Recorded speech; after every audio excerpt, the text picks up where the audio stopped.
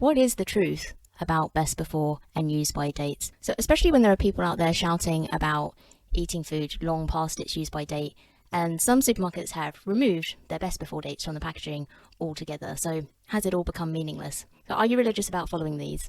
Perhaps this isn't news to you. Just quickly, the difference between expiration dates and best before dates. So use by dates are usually for safety. Best before dates just suggest to you when a product will taste fresher. So best before date is a guideline, sometimes has not enough bearing on when that food will actually deteriorate. I'm sure we all experience this. So on the upside, this sometimes means something lasts for days, weeks, months, beyond expected. The opposite can be true. You buy something and it's a real pain, isn't it, when it's obvious that it's degrading and the best before hasn't even gone by yet. Anyway, so this can get confusing though with processed food. Manufacturers will tell us very different things about how well preserved very similar foods are. So different products within the same category will often have different recommendations, so that you sort of lose your rule of thumb. So you can't just assume how long something's meant to be good for. So for instance, one brand ketchup might say eat within 8 weeks once it's opened, and another brand will say eat within 6 weeks.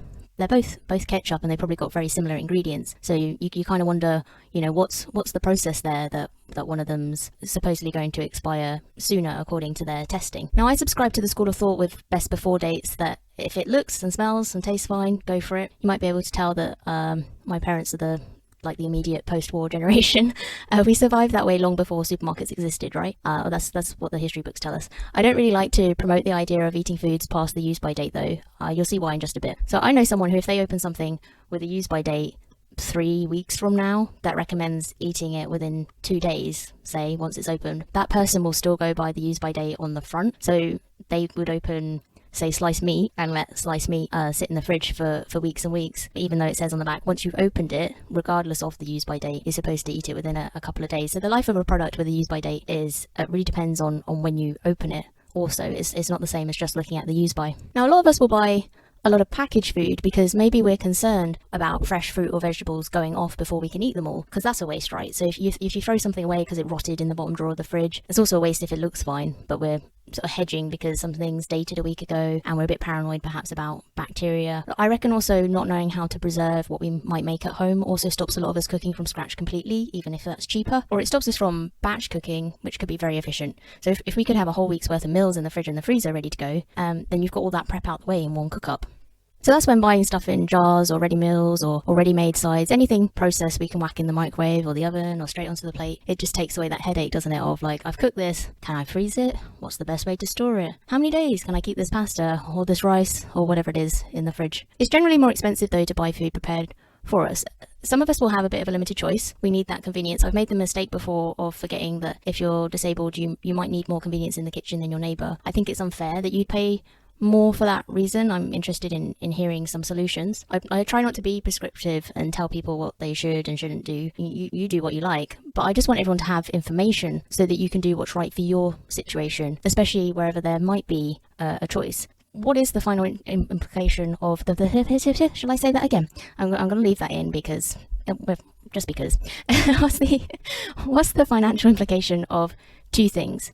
What's the financial implication if you have more choice about whether to buy packaged and prepared food or not? So one, what's the financial implication of buying packaged food more often than raw, with the idea that you're less likely to waste it because you feel confident, I can keep that bottle in the fridge for several weeks, compared to something fresh, you feel you have to eat it that day or it's all over? And two, what's the health and the financial implication, therefore, if we hang onto all of these open jars and things past their use by date with the idea that it's less wasteful and we can't afford to throw anything away? Now, the show Super Shoppers tested own brand olives and own brand green pesto from different supermarkets. I don't think that makes a difference to what they found out per se. I think they were just trying to be fair by testing a couple of different brands. So both jars said eat within 2 weeks once opened. Now the lab tested the food after 2, 3 and 4 weeks for microbes, so they're looking for things like salmonella and listeria. Now the olives seem to be unaffected. Does that mean that you can always eat your olives 5 years from now if they've been in the fridge open all that time? Not necessarily. There was an important distinction with the pesto though. So before the expiry date, there wasn't any evidence of microbes.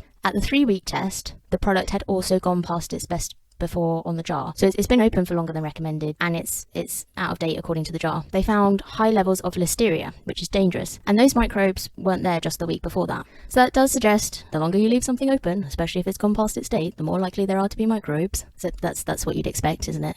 We didn't need Sherlock for that one.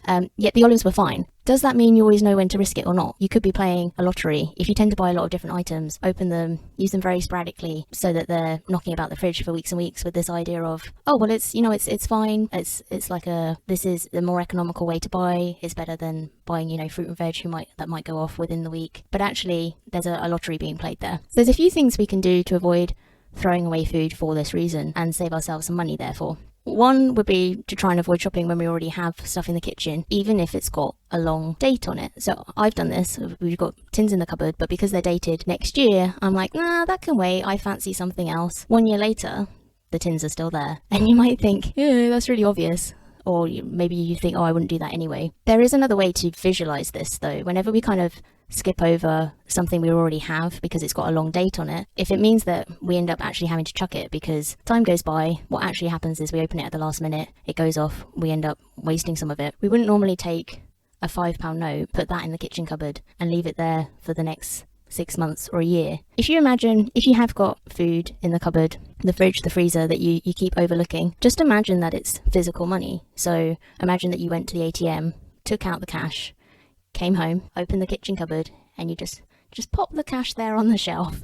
So it's not earning interest, just not really being used at all at the moment, and it's possibly going to end up in the bin. So we've already invested in something. If it's got a long life, once it's opened of say 8 weeks, that's fine, but we can still prioritize recipes and improvising around ingredients sooner rather than later, and also try different things that revolve around single ingredients. And that's sort of how you reduce the risk of something still being sat open 3 months from now, half full or half empty, depending on your outlook on life. So just imagine physical money in the fridge or the cupboard if you're ever looking at what's already there and thinking, oh, that can wait, or I can't really be fussed, and that might spur you to suddenly get creative. If you're worried that something's gone past the date and it's been open longer than recommended, or just one of those things, if we throw 50% away, we don't get a 50% refund at the same time. Now, the other thing is when we buy new food that's processed, just a few minutes spent on a shopping list ahead of time makes all the difference. But I mean, this gets, you probably hear that said time and time again. Oh, take a shopping list. Make sure you take a shopping list. Don't shop without a list. I know I definitely forget my list sometimes. I have the opposite problem. I think what tends to happen,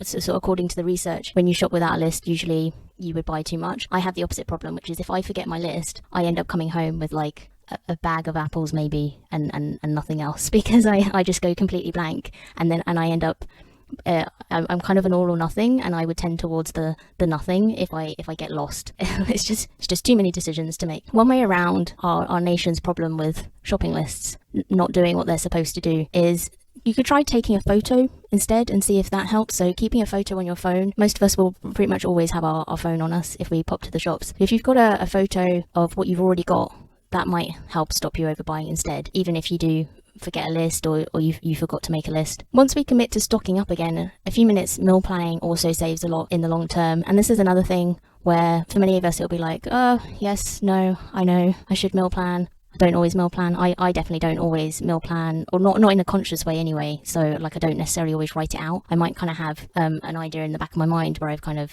thought it through without acknowledging that I've made a decision there, right? So I think another one of the things that can help with meal planning, and something that stops meal planning from being as effective as it could be, and maybe that's one of the things that kind of gives us that just that resistance of like, oh, it's a thing I know I should do, but I haven't done it this week. I think it's because it's easy to meal plan with this view of, okay, let's get some ideas to make, look up some recipes. Okay, I want to make X, Y, and Z because that looks good. Now, what do I need to buy? But actually, I think we should work in reverse and just start with one recipe and think, if I buy these things, how does that dictate the rest of the week?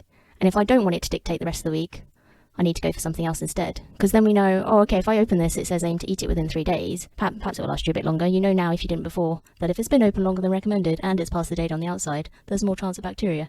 So you might want to eat that as soon as possible to avoid wasting your money. But if you're looking at something on the meal plan and you're like, well, I don't want that to be the center of my life for the next week, then you know to kind of go for something else. Otherwise, you can see in advance what's going to go to waste. So you might plan not to open other things as well that expire quickly once the air hits them, or just not buy those things in the first place for the time being, because you can see from the meal plan it's going to be too much food, and you're not going to be around on X evening, so you don't have time to like roast everything and freeze it if that's the solution to preserving a lot of leftover ingredients. If you do love a yellow sticker bargain, freezing as much as possible anything that can be frozen on the day of purchase.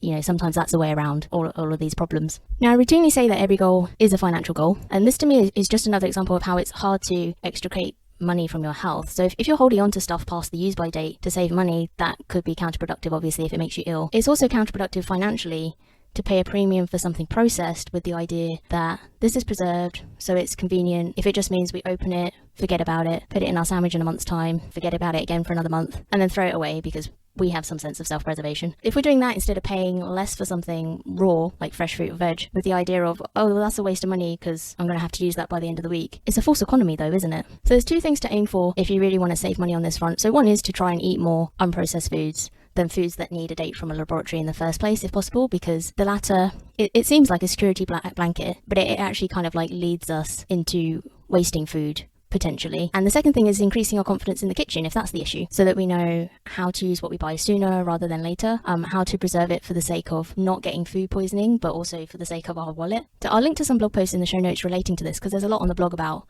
what can and can't be frozen well, and also just like how I managed to cook despite being very uncoordinated and easily distracted and very accident prone. So if I can do that without injury, there's hope for many of us.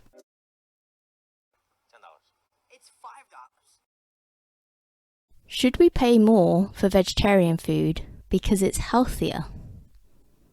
There's a pretty big assumption in that question, isn't there? Why might we think that vegetarian food is automatically healthier anyway? I guess the most obvious would be that we're supposed to eat 5 a day, 7 a day, 10 a day.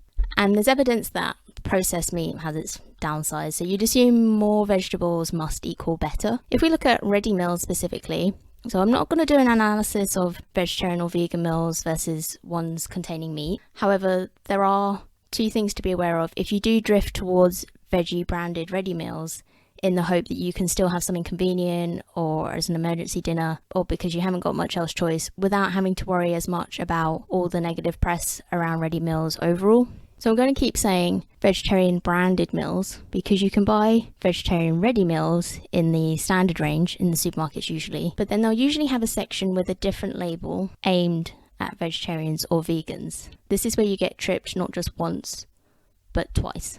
So let's say you use the traffic light system as a guide to try and choose a ready meal with less fat or less salt. So these are the things they're villainized for, right? Don't assume that the vegetarian branded meals compared to the standard range are going to be healthier if you're using the traffic light system as the sort of measure of health. So the TV show Super Shoppers found in one supermarket that the vegetable lasagna from a standard range had less red traffic lights than one of the vegetarian branded versions. Now guess what the second thing is to assume? So the vegetarian branded range was priced higher, mainly because it has a nice design on the front of the pack that says it's suitable for vegetarians. But if the small print on the back in the standard range still says vegetarian or vegan friendly, and it's got less red traffic lights and it's cheaper, why pay more for the vegetarian branded range just for a different label on the outside of the pack? This is a bit like the pink tax, isn't it? So when something is marketed at a specific group of people, even though you could potentially get that product in a sort of generic range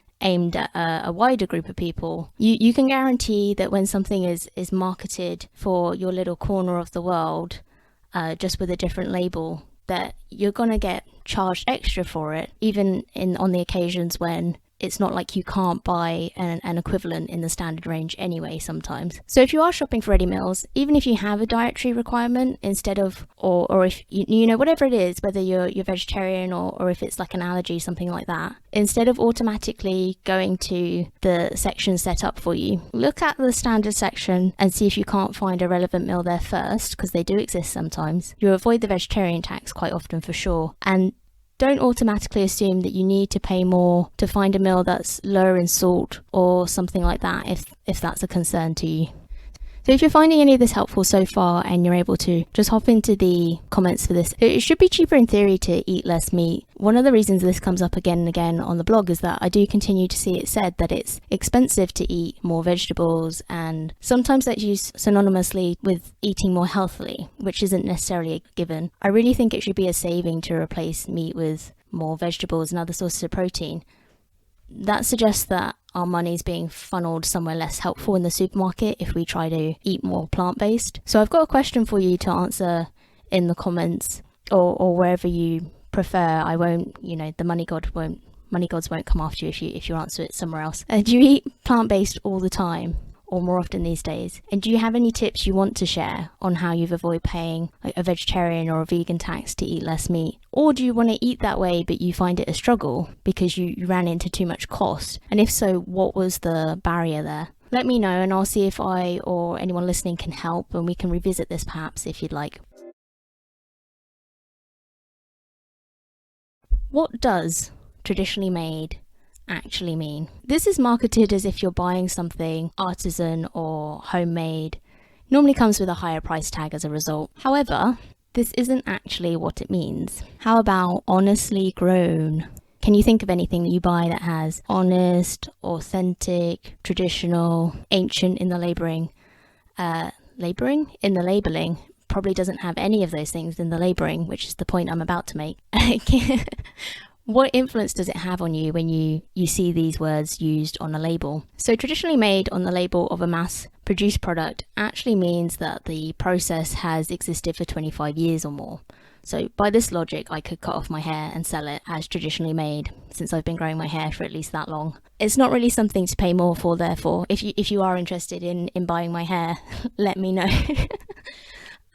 It's not really something to pay more for, therefore. I'm a poet and I know it. Don't worry, I'll show myself out. We might pay more for homemade jam from a market stall if the person on the stall can talk to you about how they laboured over their jam, or we might pay more for something artisan, because the whole point of something artisanal should really be that because it's not an industrialized process, there's something in there that can't be achieved commonly in mass production. So that's usually to do with certain methods that are very slow because it has a positive impact on the flavors. You wouldn't do it for a mass market because most brands wouldn't want to wait that long to get their product, or the price they have to charge to justify that would make it like a luxury item. So whereas traditionally made has nothing to do with either of those things. So it's a misconception on our part, but then brands do also abuse it a bit in their labeling because they'll pair it with label designs that look like they could have been made in the mom and pop shop. It looks like someone's drawn the label and stuck it on themselves at home. And terms like honestly grown work on us in a similar way. So it might have honestly been grown in an English field in the sense that it wasn't grown on the Battlestar Galactica, but otherwise, what does this mean to you? Because it doesn't mean anything in the grand scheme of things. It's just marketing. Words like authentic, honest, traditional, ancient are about making us feel better about what we're buying, and this alludes to what I talked about in a previous episode regards branding and heritage, and trying to invent a history where there is none. Or did I cut that out? I'm just thinking. We'll see what happened to that clip. The key here is just recognizing it doesn't change the finished product that you get at the end, so there's no need to pay more for words. And this is something again where probably the next time you go shopping you'll have a lot of other things on your brain, and you're not gonna, maybe you won't remember this, you won't necessarily look for it. So and it is something that you kind of have to train yourself for. So because I'll admit, like, one of my things that I lean towards is browsing so-called health food stores and looking at stuff and thinking, oh, that looks good, and then I'll look closer at the packaging and I'll just sort of look at these words on the packaging and realize that I'm just being sort of lured by the marketing. And then when I actually look a bit closer, I realize yeah, actually, you know what, I'm not that fussed. But it takes time to reorient your brain in that way.